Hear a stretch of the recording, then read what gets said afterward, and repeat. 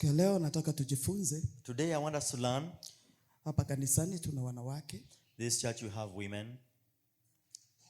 Na wanaume. And we have men. Lakini nataka kuzungumzia mwanaume. But I want to talk about a man. Dunia inazungumzia wanawake sana. The world is talking about women on a large scale. Lakini hawazungumzii sana mwanaume. But they do not consider or talk much about men. Lakini ni vizuri kuelewa. But it's good to understand. Unaweza kuwa mama. You might be a mother. Lakini ukazaa mtoto mwanaume. And you give birth to a child that is male. Unaweza kuwa mwanaume, mwanamke. You might be rather ukaolewa na mwanaume.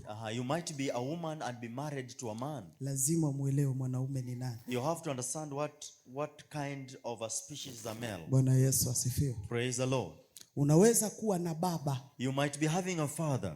Lazima muelewe baba yako. You have to understand your father. Bwana Yesu asifiwe. Praise the Lord. Kwa hiyo hatutakwepa. And therefore we will not escape kwa njia yoyote. From this in any way. Kama hauna mume, if you don't have a husband, uko na baba. You have a father. Kama una baba, if you don't have a father, una mtoto mwanaume. You have a male child. Kama una mtoto mwanaume, if you don't have a male child, una mume. You have a husband. Ambaye ni mwanaume. That is a man. Bwana Yesu asifiwe. Praise the Lord. Tusoma kitabu cha Mwanzo. We shall read the book of Genesis. Kitabu cha Mwanzo. The book of Genesis. Sura yake ya 3. Chapter 3. Na mstari wake wa 8 mpaka 11. Verse 8 to 11. Kisha wakasikia sauti ya Bwana Mungu akitembea bustanini wakati wa jua kupunga. Adamu na mkewe wakajificha kati ya miti ya bustani, Bwana Mungu asiwaone. Bwana Mungu akamuita Adamu akamwambia, uko wapi? Akasema, nalisikia sauti yako bustanini, nikaogopa kwa kuwa mimi ni uchi, nikajificha. Bwana asifiwe. Praise the Lord. Bwana asifiwe sana. Praise the Lord Jesus. Hapa ambapo tunasoma, in this place we are reading, ni mahali ambapo Adamu na Eva tayari wamekula tunda. It is the place where Adam and Eve they had already eaten na the wakati fruit. Wamemaliza kula tunda. And after they had taken the fruit or eaten the fruit, Biblia inasema ya kuwa Bible says wakaenda kujificha. They had to hide themselves. Biblia inasema ya kuwa the Bible says kila jioni Mungu alikuwa anatembea. Every evening God could come and walk around them. Anakuja kuwatembelea. To come and visit them. Kufanya ushirika pamoja na wao. To have a fellowship with them. Lakini hapa tunaona, but in this place we see, waliokula matunda ni watu wawili. There are two people who partook of this mwanamke na mwanaume. A woman and a man. Lakini Mungu anashuka kwenye shamba. But when God comes down to the garden, hakuita mwanamke. He didn't call the woman. Lakini anamuita mwanaume. But he calls out the man. Anamwambia Adam. And he calls him Adam. Uko wapi? Where are you? Bwana Yesu asifiwe. Praise the Lord. Nataka uelewe. I want you to understand this. Ni wote wawili. They are both of them. Mwanamke na mwanaume. A woman and a man. Lakini but anayeulizwa, the one who is being questioned, ni mwanaume. Is a man. Mungu anamuuliza. God is asking Adam, uko wapi? Where are you? Kwa hiyo kuna kitu hapa. And therefore there is something here. Nataka uelewe. I want you to understand. Kwa sababu mara nyingi shetani, because so many times Satan, ameleta jambo duniani, he has caused something to come la in the world, kuonesha mwanaume na mwanamke, to show that a man and a woman, wako sawa. They are equal. Lakini mwanaume na mwanamke, but a man and a woman, hawako sawa. They are not equal. Hawako sawa. They are not equal. Mungu anamuita Adamu. God is calling Adam. Anamwambia Adamu. And he calls him Adam. Uko wapi? Where are you? Kwa hiyo mwanaume and therefore man here na mwanamke and a woman wakati unapozaa mwanaume, when you give birth to a male child na mwanaume, ukiwa mwanamke unazaa mwanaume na mwanamke. If you are a woman and you give birth to both male and female, mama, as a mother, kulea kwa mwanaume na mwanamke, when you're bringing up the two, haviko sawa. It's not the same. Havikuagi sawa. They are never the same. Kwa sababu wakati unalea mwanamke, because when you're bringing up a female, mwanamke ni rahisi, a female is easy kupigiwa makofi haraka, to be applauded so easily. Lakini ukimpigia mtoto mwanaume makofi, but every time when you applaud a male child, unamharibu. You are destroying him. Ili kulea mtoto mwanaume, for you to be able to take care and bring up lazima mamlaka yako yawe juu zaidi. Your authority must be very high on him. Ukiwa na mamlaka ya chini, and if you have a low authority on him, huyu mtoto anaharibika. This child is always destroyed. Na ndio maana unaweza kuangalia mzazi. That's why you can look at a parent. Mzazi mwanamke, a parent that is female, wengi wao, many of them, wanaweza kumsifia mtoto. They can be always lakini sifa ya mwanaume, but the au baba, praise of a father, juu asifia mtoto, for him to be able to praise a child, haikuagi haraka. It's not easy for them. Ndio mwanaume. That's how a man is. Bwana Yesu asifiwe. Praise the Lord. Kwa hiyo mwanaume wowote, and therefore any given man, anakuaga na mamlaka, has an authority ndani yake, in him. Awe mtoto, or be it a child, awe mkubwa, or a grown up. Lakini ndani ya mwanaume, but inside a man, kuna mamlaka. There is authority. Lakini kama hakuna mamlaka, if there is no authority, na hakuna sauti ya mamlaka ndani yake, and there's no sound or voice of blessing in him, kunakuwa na hatari, it becomes dangerous kwa huyu mwanaume, in that man. Na Yesu asifiwe. Praise the Lord. Kunakuwa na hatari, becomes a danger. Biblia inasema, Bible says, Mungu anashuka, God ascended, anamuita Adam, and he calls out Adam. Alipomuita Adam, and when he calls out Adam, kuna maneno manne ambayo Adamu anazungumza. There are 4 words that Adam speaks out. Adamu, uko wapi? Adam, where are you? Mwanaume, uko wapi? Man, where are you? Biblia inasema, the Bible says, akasema, he said, nilisikia sauti yako. I heard your voice. Ya kwanza. Number 1. Nilisikia ukiongea. I heard your voice. Hapa tunaona, here we see, Adam alikuwa kwenye nafasi, he was in a position, anamjua Mungu, because he knew God. Kwa sababu anasema, because he says, nilisikia sauti yako. I heard your voice. Biblia inasema, the Bible says, walio wangu, those who are mine, wanaijua sauti yangu. They know my voice. Si kila mtu, not everyone, anaweza kusikia sauti ya Mungu. can be able to hear the voice of God. Tunaweza kuwa wote hapa, we can all be here, lakini kusikia kwetu, but our way of hearing, ni tofauti, is different.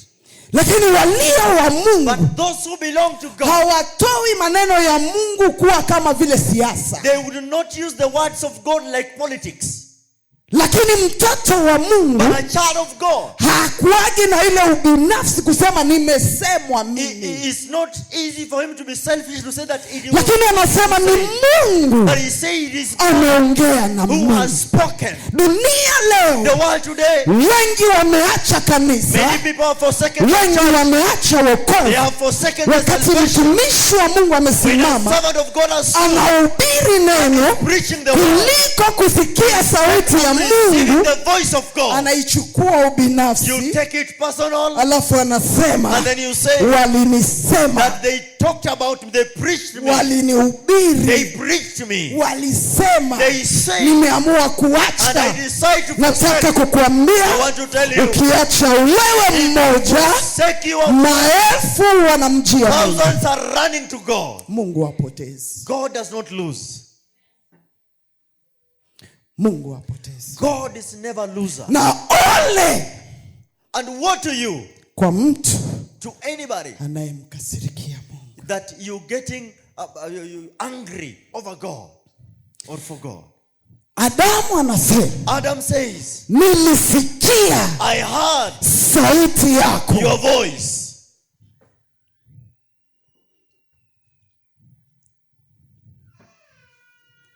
Anakuja anasema, And he says, nikaogopa. and I was afraid. Adamu anasema hivyo. Adam speaks, says, nikaogopa. I was afraid. Kwa nini Adamu anaogopa? Why is Adam afraid? Kwanza alisikia sauti yake. One, he heard the voice of the Lord. Pili, anaogopa. Number two, he is afraid. Kumwogopa Mungu, The being afraid of ni God jambo la muhimu katika maisha ya is mtu. important in life, though. Kwa sababu Adamu anajua, Because Adam knows, huyu ni Mungu. this is God. Nimekosa. I have fallen short of God. Akatetemeka, And he trembled. akaogopa And he was afraid mbele za Mungu. before God. Jambo la tatu, The third thing, nilijua I knew niko uchi. that I am naked. Sio rahisi It is not easy mwanaume for a man akaongea ukweli wake. to speak out his truth. Wanaume wengi So many men, wanaongea they only speak kile mtu anataka kusikia, that which one wants to hear lakini from them. wanaume wengi But so many men, hawajiachi uchi, they are never setting themselves naked. hawaoneshi uchi They wao. never show their nakedness. Nataka uelewe. I want you to understand something. Unaweza zania unajua mwanaume, You might think that you know a man, lakini haujui but mwanaume. you do not know who a man is. Asili ya mwanaume, The nature of a man, wanafichaga uchi they wao, will always hide their nakedness. hawasemi They kweli never speak the truth ya uchi wao. of their nakedness. Lakini hapa But Adamu here we see anasema, Adam says, niko uchi. I am naked. Nikiwa uchi, And while I'm naked, nilienda kujificha. I had to go and hide. Nikajificha. I hid myself. Biblia The inasema Bible says wakajificha kwenye miti, they hid in a bush kwa sababu for the reason wanasema wako. they said they were naked. Kwa hiyo anasema niliogopa, And therefore he said that I was afraid. nilisikia sauti, When I heard your voice, I nikaogopa, was afraid nikawa uchi, and I was naked. nikajificha. I hid myself. Bwana Yesu asifiwe. Praise the Lord. Bwana asifiwe. Hallelujah. Mara nyingi Many a times, unaweza kudhani unamjua mwanaume, you might think that you know a man, lakini mwanaume but a man ni watu ambao is a kind of a person huwa wanajificha kwenye miti, that always hide in a bush. na hii miti ambayo wanajificha And this ndani bush they are hiding in ni miti ya hasira. is a bush of anger. Unaweza kumpata You mwanaume might find a man ukamwona ana hasira, and you look at them, they are ukazani angry, ni tabia and you yake, think it is their lakini ni character. mti wa kujificha. But it is a bush they are hiding in. Hataki kuonesha They don't aibu want to yake, show their nakedness, lakini anaonesha hasira. but they are showing their Anajua anger. hasira They know that anger itanificha shall hide me, nisiulizwe that I maswali. don't be questioned. Unampata yuko na hasira Then you mingi, find he's so angry sababu ya ile for that hasira kind of reason. hataki kuonesha They uchi don't want to wake. show their nakedness. Kwa hiyo ukimwambia Therefore, you want to habari tell ya them, asubuhi, how are you this morning? mzuri, It's all right. uko sawa? Are you okay? Niko sawa. Yeah, I'm fine.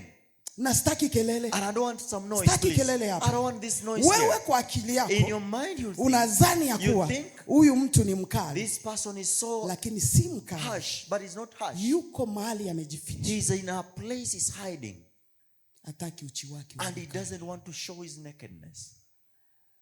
Saa nyingine Sometimes hii hasira, this kind of hana anger, pesa, he doesn't have money. hii hasira This kind of anashindwa atalea familia aje. he's wondering how he'll bring up Hii a family. hasira This kind of anger, amehangaika he sana, has suffered so long. sasa Now anashindwa he's wondering, nitafanya nini. what am I able to do? Kwa sababu hali yao, because their nature, ni ngumu kuonesha aibu yao. it's not easy for them to show their shame. Kwa hiyo And therefore anainua hasira they raise their anger juu asiongee, so that they should not be questioned.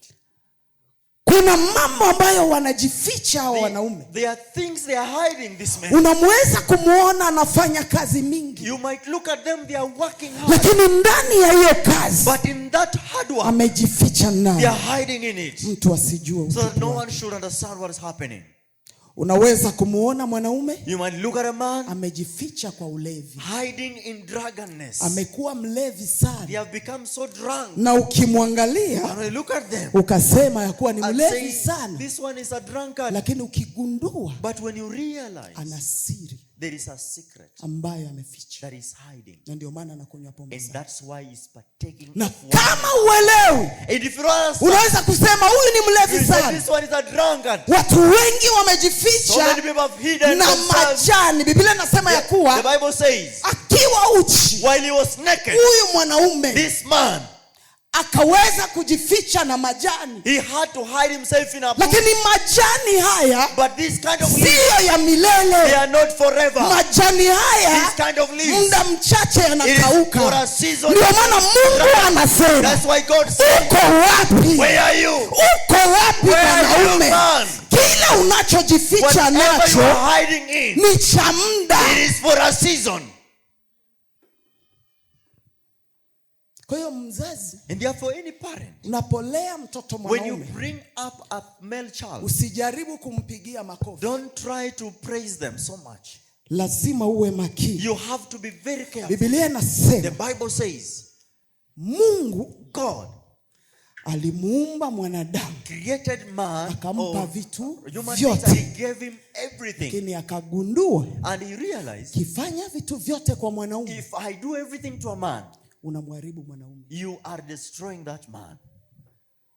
Unamharibu mwanaume. You are destroying that man. Kwa hiyo Mungu And therefore God, anaweka he puts mti. a tree. Ukiangalia pale kwenye shamba, When you look at the garden, kulikuwa na vitu vyote vizuri. there were all things that were good. Kulikuwa na maji, There was water, kulikuwa chakula, there was food, hali ni nzuri, everything was okay, the kila environment, kitu ni kizuri. everything was good. Lakini Mungu akajua, But God knew something. ikiacha If mwanaume I leave a man na kila kitu with everything, bila kuwa na nidhamu, without giving them understanding, respect or discipline, huyu mwanaume this man ataangamia. will get lost. Ndio maana Mungu That's why God anaweka mti, puts a tree.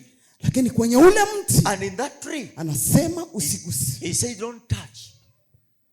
Ili kuwa mwanaume wa kuenea, For you to be a man who is mature, lazima uwe na hiyo discipline.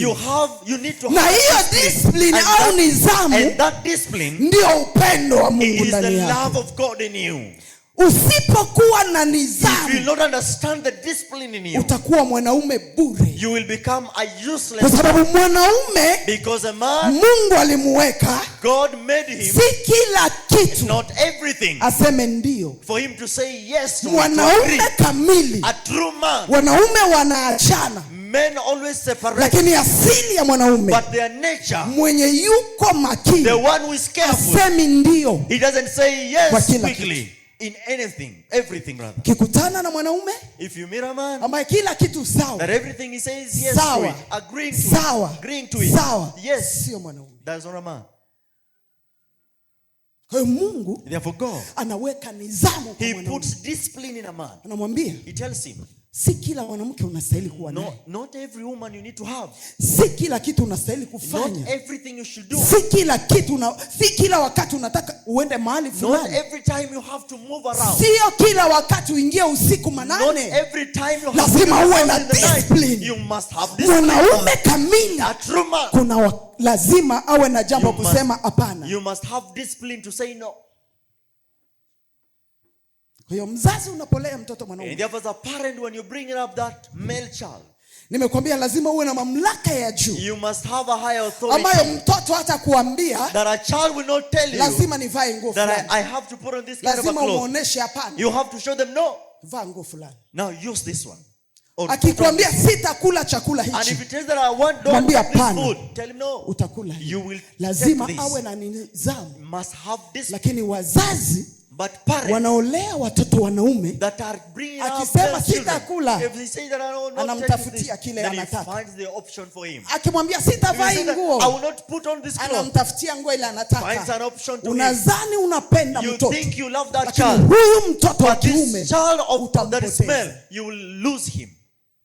Lazima umwambie, You have to tell him hapa kwangu that this is my house. wanaingiaga saa moja. You have to come to the house by 7. Kikuja zaidi ya saa moja, If you come in past this hour, utatafuta nyumba yako. you will find your own home. Wakati unapolea mtoto When you hivyo, bring up this child like that, wakati yuko mdogo when he's still a young atakuchukia, child, he will not love you. lakini wakati atakapokuwa But when the time will be mature, atashukuru, he will be thanking you kwa sababu ulimpatia nidhamu. because you gave him discipline. Kwa sababu mwanaume Because a male child asiyekuwa na nidhamu that doesn't have discipline hastahili kuwa mwanaume. is not supposed to be a man.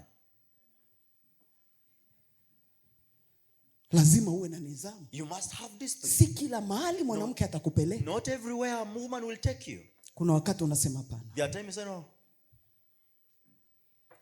na imekuwa shida. And it has become a problem, a Ukipata challenge. mtu anakuambia kweli, When you find someone who tells you the truth, watu wengi wanakasirika. so many people get mad. Lakini penda mtu anayekuambia But kweli. love someone who tells you the truth. Hata mimi mhubiri, Even as a preacher, ili niwe hapa, for me to stand here, nimerekebishwa kwa vitu vingi. I have been challenged in several things. Naambiwa hapa ukufanya I'm vizuri, told that this one is not right. hapa ulipandisha sauti This way sana, your voice was too high. hapa ukufanya This vizuri. one wasn't right. Kwa hiyo unajengeka And therefore you are built up kulingana na kile unaambiwa, according to what you are sio kuzila kukatala. not to refuse or reject. Watu wengi ambao So many wameharibika people who are ni wale ambao unawaambia kweli, straight today, they are those people. anakasirika, You tell them the truth, anaacha, they get angry, they anaondoka. reject, and Lakini they Mungu but God anamwambia huyu mwanaume, tells this man, uko wapi? where are you? Huyu ni Mungu. This is God. Maana ya kumwambia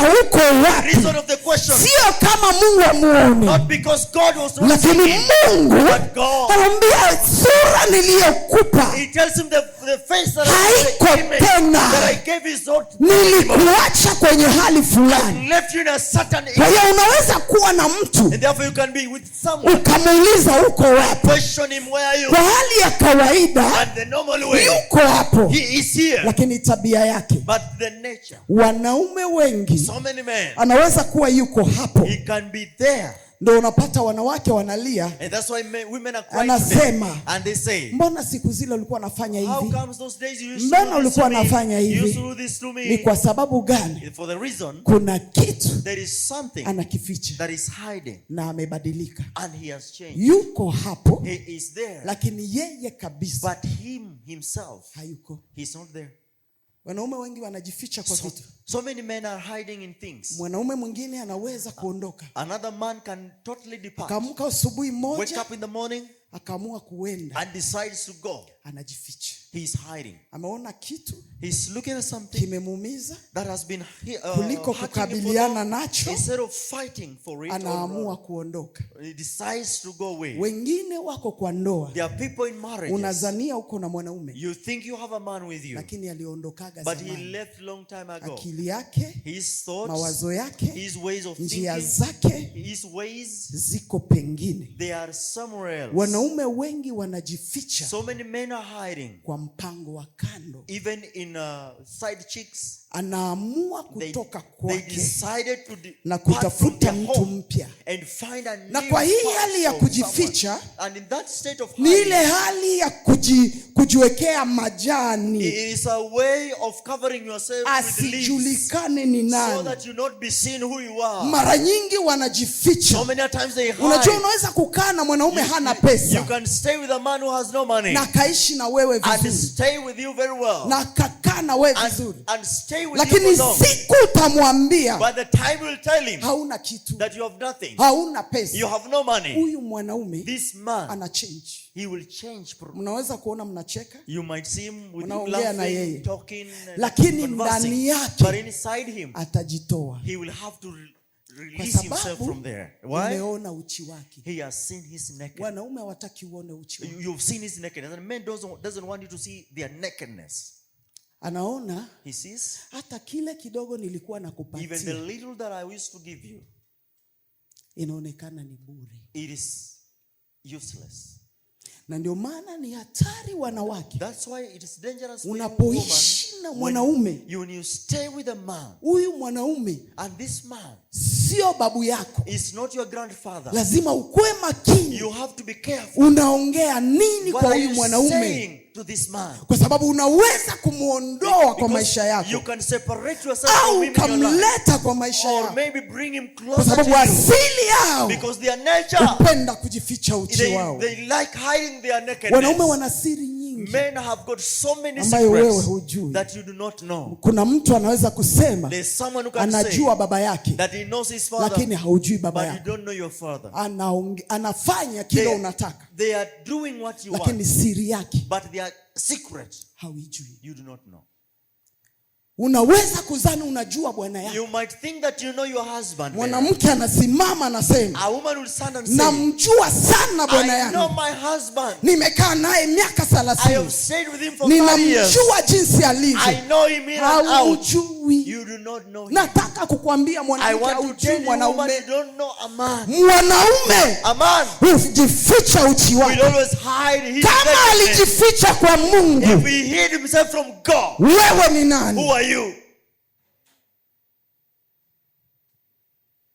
Nikijipodoa. When I make up myself. Nikikaa hivi uchi. When I make myself naked. Ndo ananipenda. That's how he loves this. He loves it. Who lied to you like that? Anaweza kukupatia kila unataka. He can give you whatever you want.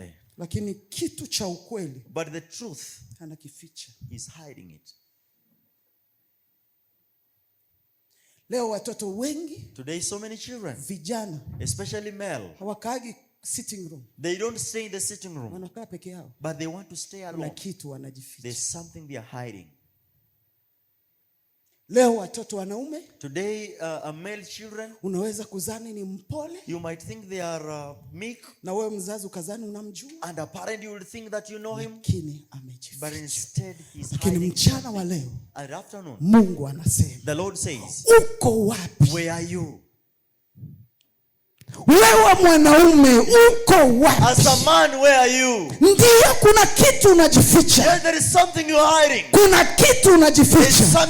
Unajua Mungu, and God, you ni know, baba. Is a father. Adamu miaka yote alikuwa uchi. Adam all years he was naked. Lakini alipokosea, but when he got into sin, ndio alianza kuelewa. Is when he understood, niko uchi. That I am naked. Lakini Mungu anajua. But God knew, uko uchi. That you are naked. Kile unachokificha, whatever you are hiding, ile aibu unazania ni kubwa, the shame that you think is so big, Mungu anajua. The Lord knows. Kwenye huu mti, in that ambao Mungu aliweka, that the Lord put ndani yake kuna upendo. There is love in it. Ndio maana kuna sheria. And that is why there is a law in it. Kwa hiyo ndani ya ule mti, inside that tree, kuna ufiche fulani ambao Mungu ameweka. There is something hidden that God has ili mwanaume, for a man, awe na nidhamu, to have discipline, ili mwanaume, for a man, asijiache hivyo. You may not lose your conscience. Nataka kuzungumza mchana wa leo. I want to say this afternoon. Kila mwanaume aliye hapa, that every man here, toka mahali umejificha. Get out of the place you are hiding. Toka mahali ulipojificha. Get out of your hiding. Kwa sababu mahali ulipojificha, umejificha na majani, you are hiding in a bush, ambayo ni ya kuharibika. That is just there to be destroyed soon. Umejiwekea kuta. You are putting yourself on. Lakini lile kuta ambayo umejiwekea, wall you are hiding in, inakufanya mtumwa. It is making you become a slave. Mungu anasema, God is saying, toka.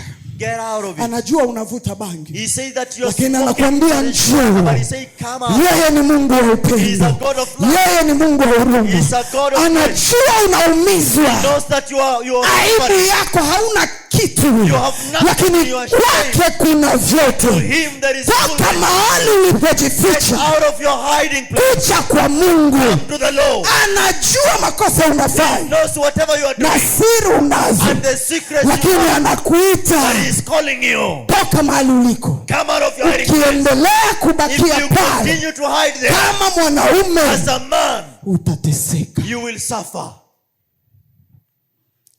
Rudi. Come back. Hautafaidika kwa mpango wa kando. You will not get anything, or rather have any benefits from those side chicks. Kwa hasira. You will not get any satisfaction kwa in your kukwepa watu. You will not satisfy yourself from hiding from men. Hautafaidika kufanya kazi nyingi kujificha aibu yako. You will not profit from hard work. Unajua watu wengi, because so many people wanajifanya wazuri, they think they are so good, wanajitengenezea mambo, making themselves for an environment, ili watu wawapende, for people to love them the way they are. Lakini nyuma ya mgongo, but behind them, ni watu wabaya sana. They are very bad people. Lakini Mungu anaangalia pale nyuma ya mgongo. But God is looking at that high, anasema rudia, and he said, come back. Rudia tena. Return again. Rudia tena. Return again.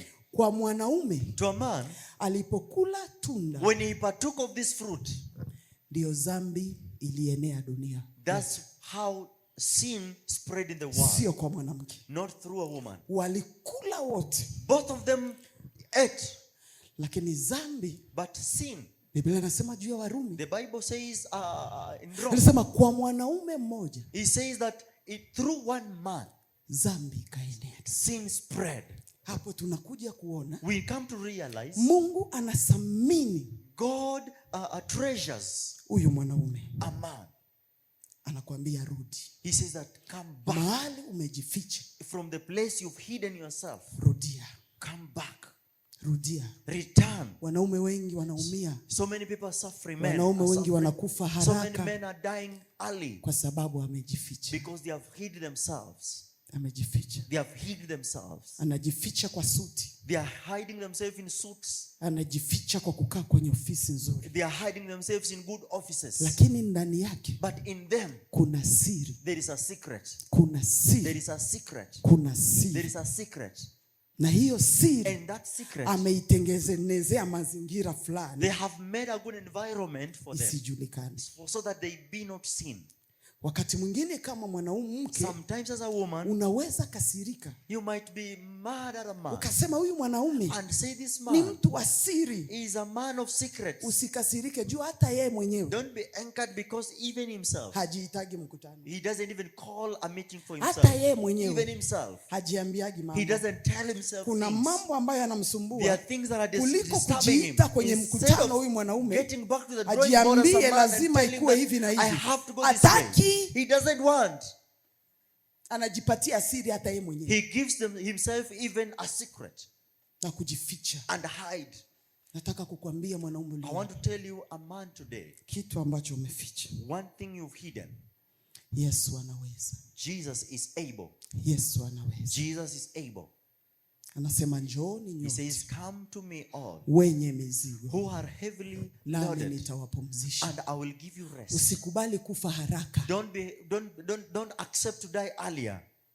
Kwa sababu ya hiyo siri umeficha. Because of the secret you're hiding. Usijifiche kwa hiyo siri. Don't hide yourself in that. Unasema hiyo ni kubwa sana, and say that this one is bigger. Lakini Yesu anasema, but Jesus says, nakupenda jinsi ulivyo, that I love you the way you are, na ninakuita, and I'm calling upon you, kuja ujiweke wazi. Come and give yourself. Ukimwangalia Adam, when you look at Adam, alijiweka wazi, he gave himself open to God, akatoa uchi wake, akamwambia nilisikia sauti yako, nikaogopa, and I was afraid. Kwa sababu ya woga, nilijiona niko uchi.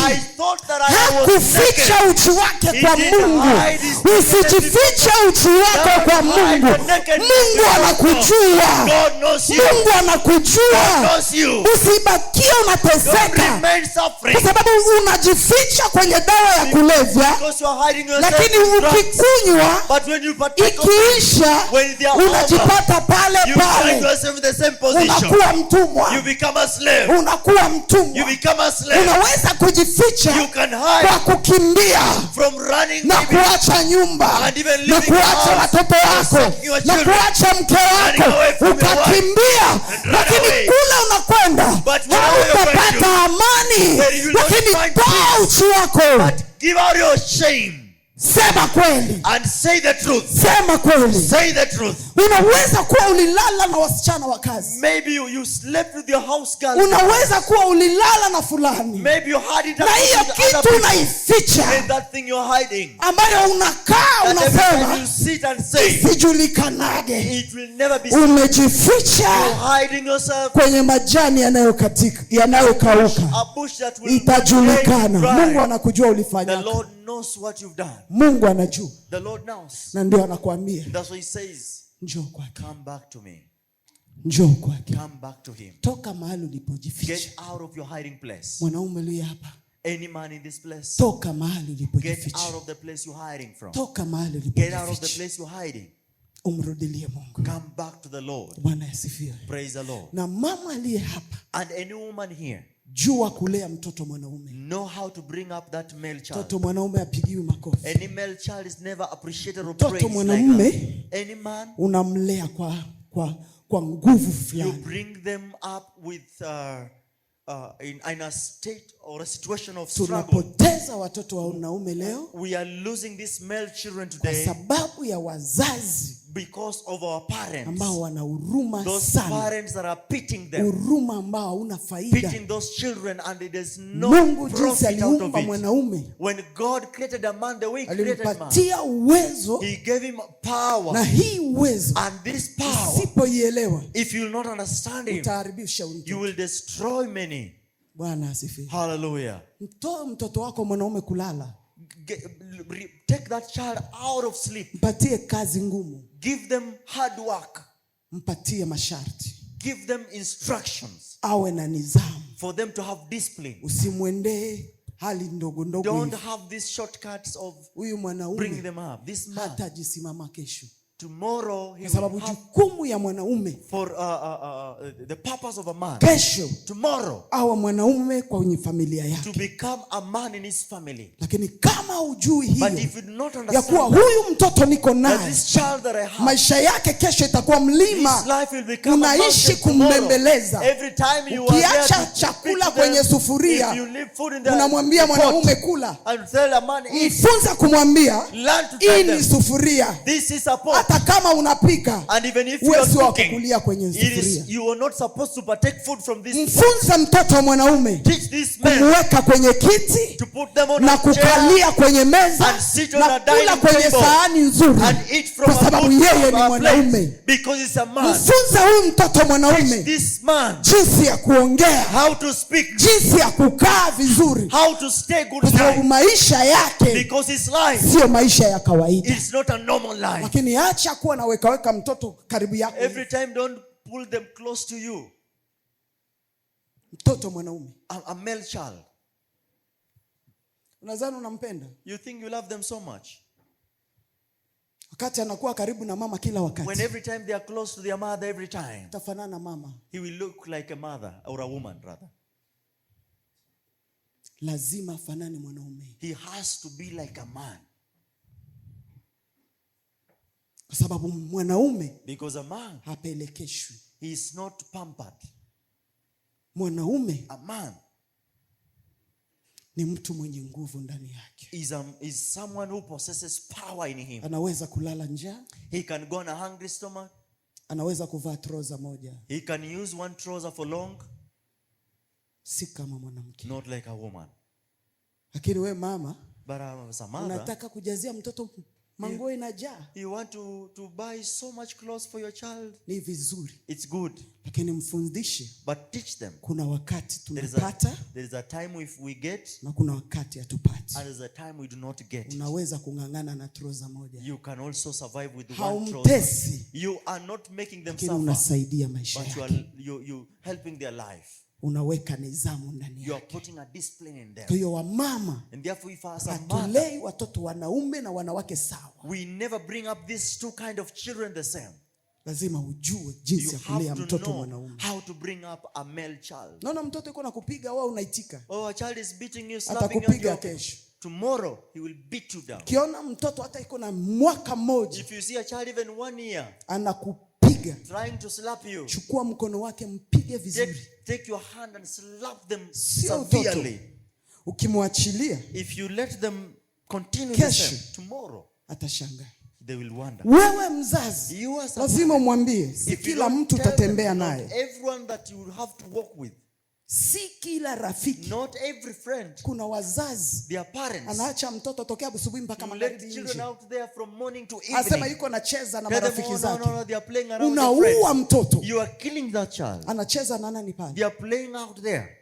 Lazima uwe na nidhamu ya kumpatia. Give them discipline. Kujua ya kuwa huyu mtoto that this child ni mwanaume. Is a man. Lazima nimlee kama mwanaume. I have to bring him lazima up awe as a na man. nidhamu ya kujua naweza kucheza na fulani na siwezi kucheza na fulani. I with someone and not this one. Lakini unaacha tu mtoto. But just let them be there. Lazima ujue mwanaume. You have to understand. Sipojua mwanaume, if you do not know a man, itakukulia kwako. You will cry. Unaolewa, you get married, unazani unamjua mwanaume, and you think that you know a man, alafu unaanza kukaa kwa nyumba yako, you begin to stay in your house, unamdharau mwanaume, unasema si namuelewa. Looking down upon your man, you say I understand him. You do not understand any man. You don't understand him. Usijidanganye. Don't lie to self. Usijidanganye. Don't lie to self. Hawa ni simba. We are lions. Hawakuli majani. We do not eat greens. Mwanaume hakuli majani. Men do not partake of anakula nyama. But they take or eat ukijua meat. If you know that, utatembea vizuri na huyu you will walk right with this man. Lakini ukijidanganya, but if you lie to yourself, maisha yako yatakuwa ya kulia. Your life will be full of tears. Wako wengi wanalia. There are so many crying. Walizani wanajua mwanaume. They thought they know a man. Lakini mwanaume, but a man, hawakumjua. You will never know him. Mwanaume ni ule mwanaume analeta sharti. A man is a man who is commandive, who will be able to command. Ukitaka kutoka, if you want to akikwambia usitoke, if he tells you don't go or don't leave, kaa chini. Sit down. Akikwambia simama, if he tells you stand, simama. You have to stand. Akikwambia hizo nywele sizipendaki, if he tells you that I don't like your hairstyle, achana na hizo manywele. Come on, remove that. Kuko mwanaume hataki ujipake hii rangi. There's a man who doesn't want you to apply your lipstick. Acha kwa sababu anapenda mdomo wako. Stop because he likes your lips the way they are. Wewe unadhani unamjua? You do think kuna mwenye anapenda hii rangi? There are people who like kuna mwingine hapendi hii rangi. Some don't like. Kwa hiyo hawako sawa. Therefore they are never the same. Na huwezi kudili nao sawa sawa wote. And you cannot deal with them the same way. Kila mwanaume, every man, ana kile anapenda. They have what they like. Na kile anakataa. And there are those which are not likable. Lakini ukipata mwanaume ndio. But if you find any man who is saying yes ukivaa to everything, if you put on like this, yes. Ukikaa hivi ndio. If you put like this, yes. Ukienda ndio. If you go, it's okay. Ukisema ndio, ogopa yule mwanaume. Be afraid of that man. Sio mwanaume. He's not a man. Sio mwanaume. That is not a man. Mwanaume ana mamlaka. A man is authoritative. Sio mamlaka ya kutesa mwanamke. Not authority to lakini ya kuongoza familia. Woman, but to lead the family. Kuongoza familia. To lead a family. Bwana Yesu asifiwe. Praise the Lord. Unaweza kuzani pastor, you might think pastor, mbona naongea hivi leo? Why are you saying this? Lakini nakusaidia mwanamke hapa. But I'm helping you, any woman here. Nakusaidia. I'm helping you. Haumjui mwanaume. Because you do not know a man. Mwanaume anakupatiaga che unataka. A man will give you what you want. Anajua unapendaga I love you mingi. He knows that you like being told that I love you. Will tell you every time I love you, even 20 times. Kile kiko nyuma but whatever is behind anaweza kuwa iko nakwambia I love you. Maybe he's telling you I love you. Ambia angalia kichwa kama bomu ya Idi Amin. Telling himself look at his head the way it is. Terrible. Bomu ya Idi Amin. And looks like Idi Amin. Anakuambia I love you. And he tells you I love you. Anakuambia kesho nitakuacha. And inside him is saying that tomorrow I'll not be with anakuambia I love you. He tells her I love you. Anasema najuta kukaa na wewe. I wonder why I married you. I love you. I love you. Anakuangalia. And he looks at you. haukai kama watu You wengine. do not look like those other people out there. Wanawake wengi, So many women, akiwa kwa movie, when they are in a movie, anaangalia movie, they're watching that anaanza movie, kusema, and they begin to ule say, mwanaume oh, that man, ni handsome. he's very handsome. Ule mwanaume Oh, that man, iko na kifua. he's having that Wewe big unaona chest. mwanamume anacheka hapa. And your man is here smiling with you. Acheki. He's not smiling. Unamudharau. You are looking down upon him. Mtape yeye, sio kutapa ule mwenyewe. Please praise him. Don't praise that man in the Unapendaka TV. kifua yake. Oh, I like his chest. Anakusikiliza tu. He's just looking at you. Sasa ule mwanaume. That man. Wewe ukuagi kama wale. You never like them, surely. Si ungekuwa kama wale. Why don't you go to the gym and be like them? Mwanamke, kama unakosa vya kusema, nyamaza. As a woman, if you don't know what to say, keep itakuletea quiet. probleme hiyo maneno. It will cause problems in your marriage. Itakuletea problem. You see there's a hand somewhere raising. Itakuletea problem. Kama ni mfupi. If he's short.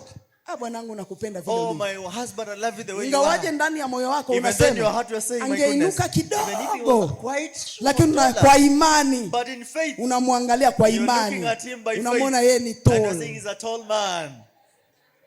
Amen. Bwana asifiwe. Hallelujah, amen. Lakini acha kusifu mtu mwingine. But don't praise other people. Msifu yeye. Praise him. Kama hana ndevu. If he's not having beards. Na wewe unapenda ndevu. And you like beards. Kaa kwa imani. Stay in faith. Ukimwangalia, looking at him, unajaza ndevu kwa imani. and you put beards there in Hata faith. kama hana ndevu. Even if he doesn't have Lakini beards. usiongee. But don't talk bad. Usiongee. Don't talk bad. Ukiongea, Because if you talk, itakuletea shida it kesho. will bring trouble Kuna for you. siku atasimama atasema, One day you'll say, najua unapendaga wenye I know ndevu. you like those ones with Na beards. kuombea Mungu upate ule mwenye I pray ndevu. that you find one with Niache beard. mimi ambaye sina Leave ndevu. me alone who doesn't have beards. Funga mdomo. Keep quiet. Bwana asifiwe. Hallelujah. Wewe mwanamke uko hapa. Any woman here? Bwanangu umekonda sana. Oh, my husband is so slim. Unakonda sana. You are slimming every day. Haukai vizuri. You don't look so good. Usimuoneshe uchi wake. Don't show their nakedness, please. Siku kimuonesha uchi wake, That day you'll show them their nakedness. anaendaga kujificha. He will go and hide himself. Ndio tabia wanaume. That is their way of their Wanaume nature. wote Any woman here, anafichaga uchi wake. any man here always will hide their Na nakedness. kwenye kujificha kwenye ule uchi, And during that time of ndio hiding themselves, utampata you will hakuongeleshi, find them not talking to you. amejificha. They are hiding. Hasira, There's anger, amejificha. hiding. Kazi mingi, There's so much hard work, amejificha. they're hiding. Kunyamaza sana, Keeping quiet, being silent every time, amejificha. they are hiding. Usimjue, Don't know them. acha kuongea sana. Just don't talk. Acha kuongea sana. Just don't talk too Si much. mko hapa mnataka kuolewa? So you're here, you want to get married. Si mko hapa You're here, mnataka kuolewa? you want to get married. Asema unazania unajua mwanaume. And you're saying that I was born, I know a Oh, man. ananipenda Oh, sana. he loves me too much. Unafika mahali And you come to a unaanza point, kusema bakwabo. and then you begin talking bad about their people. Mamako mtu mbaya. Oh, your mother is a very bad person. Anakuambia tu. He tells you, okay. Yenyewe mamangu And anakuwa by then, my mkali. mother is a very bad person. Anakuaga mkali sana. She's always very harsh. Asema hata dadako. Even your sister. Dada yako ni mbaya Your sister is sana. a bad one. Mi huku kwenu In your home, kunakuaga they mashetani. are always demons. Unaona anaitika. And he responds to Nikuibie you. siri. Let me give you a secret. Uongo. That is a lie. Amejificha. He's hiding Usimuone. so that you don't see him. Anakubaliana na He wewe. accepts or whatever Lakini you huku say. pembeni But behind him, anasema huyu mwanamke he ni said, this shetani. woman is a problem. Huyu mwanamke This si mtu woman mzuri. is not a good woman. Anaona mzazi wangu ni mbaya. He is looking at a Ndugu parent, zangu my ni parent, mabaya. my relatives. Nimezaa not watoto so good. wasichana I gave birth to my, na wakalishaga nawaambia. I always sit them down and tell them. Nawaambia sikia. I tell them, Umeenda kuolewa kwa ile you familia. have gone to get married to that family. Usijaribu kuachanisha. Do not go and separate them. Wewe ukawa pale. And become or be there Kufungula mdomo and wako. open your mouth. Kwanza kusema baba, Begin talking about the father, kusema mama, talking about the mother, kusema ndugu, talking about their siblings, kuwatenganisha. and then bring a Ukiona separation. wanagombana, If you see them ukiweza kuambia quarreling, mukae vizuri if sema. you Ukiona uwezi, peace, bring. If you are not able, sit aside. Moto kwa hiyo familia. But don't bring fire in this family because you don't have man. Leo anaweza kukukubalia. Today he can say yes to you. Akakupapasa vizuri. And then pamper you. Akakuambia uko sawa. And tells you you are okay. Lakini kesho, but tomorrow, atakuweka kando. He will put you aside. Sababu ulikuja kwa hiyo familia. Because you came to a family. Umekuja kutenganisha. And you came to separate. Ingia kwa familia ya watu. Come to people's kama families. Ulikutana wako na umoja. If you found them ongeza having umoja peace, zaidi. Bring more peace in them. Unity. Unajua mwanaume? Do you think that you know a man? Juu unampapasa kwa kifua. Just because every time you're touching his chest. Mwanaume ni simba. A man is a lion. Ni simba. It is a lion. Ni simba. He is a lion. Kwa hiyo nakusaidia. And therefore I'm helping you. Unapolea mtoto mwanamume. That you are bringing up that male child. Simba mwanaume. That is a lion. Sitamlea nikimregeza hivi. I will not bring him up with weaknesses. Kila saa nakwambia nataka pizza. Every time he tells you I want pizza. Unanunua pizza. And then you buy pizza for him. Mwambie we. Tell him, look. Fanya biashara uende go and do your own business and buy your own pizza.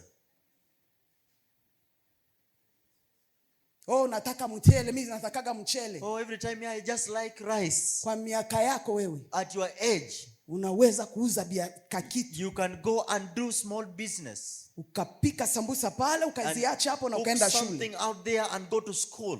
Kwanza zamani miaka yetu. In our time. Ukifunga shule. When you close your schools. Watoto wote wanaendaga biashara. Every child could go kama and do business. Kama mtafanya miezi mbili kwa nyumba. If you'll be in the house for 2 months. Unakutanaga umepata pesa yako. You'll find yourself having money. Utaenda nayo shule. That you'll go with it to school. Na yenyewe itakusaidia. And the one that will help you. Lakini vijana wa leo na watoto wa leo. And children today. Saa ya kufunga masomo. The time when they close their schools. Anunuliwe PC. They want to be given peace. Ananunuliwe good hair. They want to be given that. They walk around loiter around. And that's the time they meet their temptations. Tell them that you have become now a mature person. Go and do something. Sell kerosene out there. Not every time I want pizza. Come to your grandfather, grandmother and lakini mama, but as a mother, baba, and a father, mtoto mwanaume, this young male child, wakumpatia mapiza, giving them pizza every time, you are killing them. Unamuua. Killing them. Kula bugali na sukuma. Partake of this ugalai and sukuma wiki. If you want something good, go and buy yourself. Praise the Lord. Leo, today, Apostle V anapenda sana kunihubiri hapa. Apostle V always likes preaching me here. Lakini anapohubiri mimi, but when he preach about me here, kuja kwanza Apostle V. Apostle V, where are you by the way? Acha nijiseme. Let me also speak for myself. Aseme mwenyewe si mimi. Or rather let him speak for himself. Na anaongea kidogo kuhusu mwanaume alafu anamaliza. And he will speak something small about a man and then he will end this. Sababu unaweza kusema, because you can say, mama anaongea kama mama. Mother is speaking like a mother. Lakini tuambie mwanaume ni nani? But tell us what a kind of a man is. Or what a man is. Bwana Yesu asifiwe. Praise the Lord. Unajua we are living in a time, tunaishi katika wakati where parents are very lenient with kids. Wakati ambao wazazi wako na ulegevu sana kwa watoto wao. And truth is, you're not helping your child by being lenient. Na kweli ni kwamba hausaidii watoto wako kuwa na ulegevu juu yao. Pastor amesema na mhubiriji sana. And the pastor said that you preaching about me so much. One thing we do is hata tukikaa kama familia, many times when we sit as a family, what we do, tunaongea zile vitu zilikuwa zinafanyika growing up. We always talk about history, whatever happened before. Na tukiziongea tunacheka, and when we talk about them, we are happy, we are laughing over them. But hiyo time it was not a laughing matter. But at that time haikuwa jambo la kufurahia na kucheka. That time it was critical, it was ule bad. Wakati ilikuwa jambo la ajabu la kusitikisha. But now we see the result of what used to happen. Lakini sasa tunaona matunda ambayo tulikuwa tunapitia wakati ule. Unajua mzazi akikuwa mkali kwako, when a parent is harsh on you, unaonaga ni mbaya. You always look at them as a bad person. Ukiwa mtu mzima, but when you are a grown up, mature, ndo unakuja kuelewa kwa nini alifanya hivyo. You come to realize why a parent was doing this to me. Hallelujah. Saa hizi naishi mwenyewe. Today I'm living independently. By 6 I'm home. By 6 p.m. I'm home. Kwa saa 12 jioni niko nyumbani. If I am not busy, if I'm not doing anything, kama sifanyi chochote, siko busy, by 6 I am home. Kwa saa 12 jioni niko nyumbani. Nobody is monitoring me. Hakuna yule ambaye ananifuatilia. Nobody is supervising Hakuna me. yule ambaye ananifuatilia. But it is a discipline I got from when I was a kid. Lakini ni nidhamu fulani ambayo niliipata wakati ule. Let me just speak ndo niende haraka. Hallelujah. Unajua kwa sababu ya nidhamu ilikuwa ikifika saa 12 lazima ukue kwa nyumba. Ni saa hii mimi ni mtu mzima, saa 12 niko nyumbani na hakuna mtu ananisupervise. Hatukuzoeshwa pesa growing up. Ikatusaidia tukakuwa na discipline. Hautashika kitu ya mtu, hautakuwa na tamaa ya vitu za watu, tosheka na kile kenye unapewa na basi. Akikupakia ugali uende nayo shule, ni hiyo ugali utakula ukiwa shule. Akisikia ulienda ukaomba mtu, matatizo. Saa hizi tunakaa venye tuko, unatosheka na hali yenye uko nayo. Sitaenda kufanya makosa ili nipate kitu ambacho sina uwezo wa kuwa nacho, because it is a discipline ambayo nilikuwa nayo.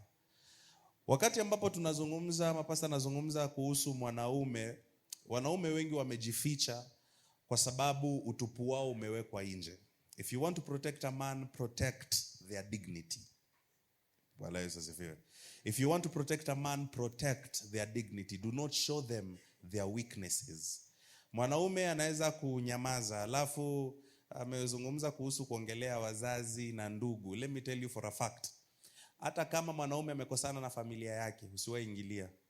Wanaume wanapenda familia zao. Especially mama. Every man is a mama's boy. We are living in a time, mtu anakuambia ukiona unapendana na kijana ambaye ni mama's boy, achana na yeye, utaacha wote. Kuna ule mama's boy mwenye amekuwa pampered mpaka hana akili ya kujifikiria mwenyewe, lakini pastor anasema lea mwanaume kingangari. Sisi tunapenda mama zetu. Hata kama nimekosana na madhe, kuna saa tunakosanaga tuongeleshane hata wiki mzima. Nikikuja kwako bibi yangu nikwambie madhe alinikasirisha, alifanya hivi, usidhanie hiyo ndio opportunity ya kuingilia. Bado nampenda, narudi tu huko. Wala Yesu asifiwe. Hawa ndio wanakuwa wapenzi wetu wa kwanza. Mtu asiwahi kudanganya. Wala Yesu asifiwe. Na ukipata mama's boy, yule mwenye amejisimama, achana na wale mama's boy wa hizi masiku. Ule mtu anapenda mama yake, atakulea. Ndio mwenye atakuchunga. Society inakwambia tafuta mtu mwenye hapendi mama yake. Na wewe kama hapendi mama yake mwenye alimzaa akamlea, wewe mtoto wa mwingine. Unajua watu wanajisauaga wewe ni mtoto wa mtu mwingine. Wewe mtoto wa mwingine unafikiria atakupenda? Lakini ukiona yuko na upendo kwao, anashughulikiaga mzazi wake, ujue the same love. Wanaume tunaonaga mama zetu kwa wake zetu. I don't know if I'm saying the truth, wanaume. The way you treat your wife, you treat them as the way you see your mother. So if I treat my woman right, Joe mtu, they treat their mother right. So if I don't treat my mother right, I will never treat my woman right. So linda uchi wa mwanaume. God bless you. Amen. Amen. Amen. Bwana asifiwe. Praise the Lord. Bwana asifiwe. Hallelujah. Hallelujah. Hallelujah. Hallelujah. Hallelujah. Umeelewa mwanaume kidogo Amen. Amen. Umeelewa? Have you understood?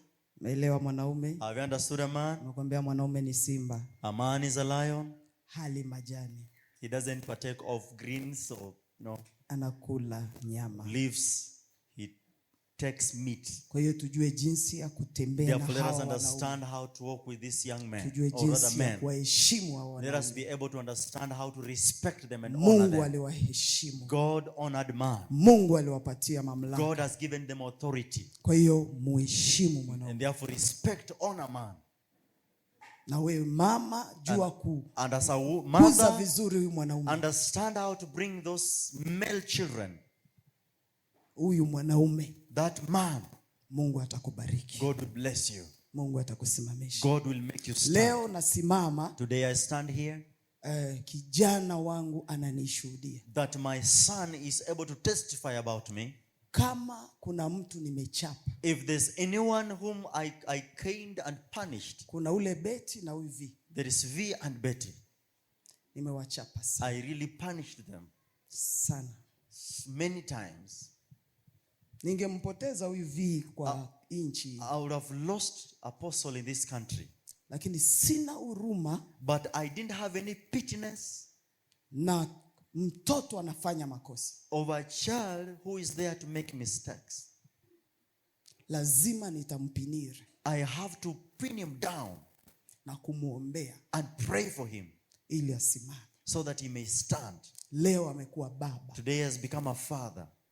Kila kitu, Everything. kabla sijafanya chochote, Before I do anything, lazima nitatafuta V. I have to consult V. Tatafuta V. I have to look for him. Ambia V, Tell him, V, nataka kufanya hii. I want to do this and that. V, V, nina kitu fulani, I have this and that. nina project hii, I have a project I'm running. na ninapoifanya And when I'm doing it, ndaita Betty, I'll call Betty. ndaita wengine, I'll lakini call na the V rest. akuwe hapo. But V must be there. Lakini ningemwacha But if apotee, I will have lost him before, leo ningelia, today I'll be crying. ningelia. I'll be crying today. Lakini Mungu akanisaidia kujua And mwanaume ni God nani. helped me to understand what the kind of a man he is. Unaweza zania sitombokei mtoto, And may ever think that maybe I'm never quarreling a man lakini or a child. najua yeye ni mwanaume, But because I know he's a male child, simpigi kelele mahali watu I'll wanajaa, never quarrel him before where people lakini are, the presence namleta of men. peke yake, But I will call him aside nitamwambia kila and I kitu, will tell him from A to Z, kwa sababu everything, yeye ni mwanaume. because he's a man. Na leo ninajivunia, And today I am boasting because of him. ingali napigana na hao wengine, Today I'm still fighting over these other ones. hawaeleweki hao They wengine are wawili, not understood very well. They're not clear in their hao conscience. wawili. Those two. Bado naomba Mungu. I'm still praying for God. Niliona mwingine anajiweka vitu kwa mkono, I saw another one putting things on his hand.